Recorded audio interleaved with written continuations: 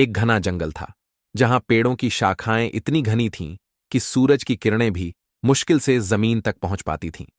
इस जंगल में तरह तरह के जानवर रहते थे, लेकिन सबसे डरावनी बात यह थी कि रात होते ही अजीब अजीब आवाजें सुनाई देती थीं।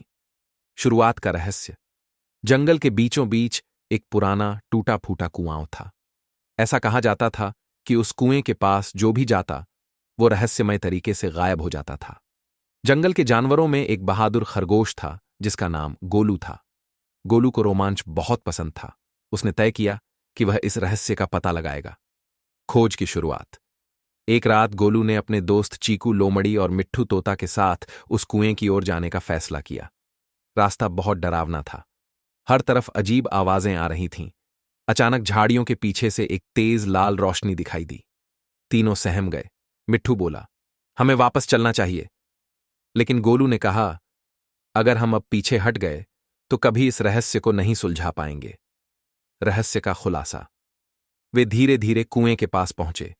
कुएं के अंदर से हल्की हल्की आवाजें आ रही थीं। चीकू ने झांक कर देखा तो हैरान रह गया। कुएं के अंदर एक गुप्त रास्ता था जो किसी अज्ञात जगह की ओर जा रहा था। तीनों उस रास्ते पर चल पड़े।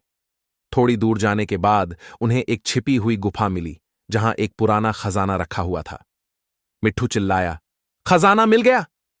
लेकिन तभी गुफा के कोने से एक बूढ़ा मगरमच्छ निकला।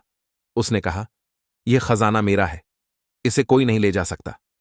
गोलू ने समझदारी से कहा, हम खजाना नहीं चाहते, हम बस जानना चाहते थे कि यहां क्या रहस्य है।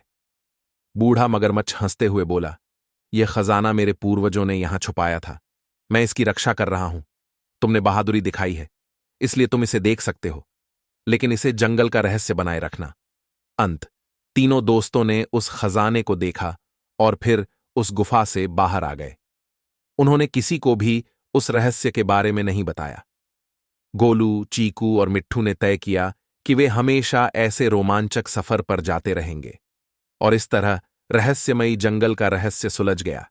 लेकिन जंगल अब भी रात को अपनी अजीब आवाजों से रोमांचक बना रहता है।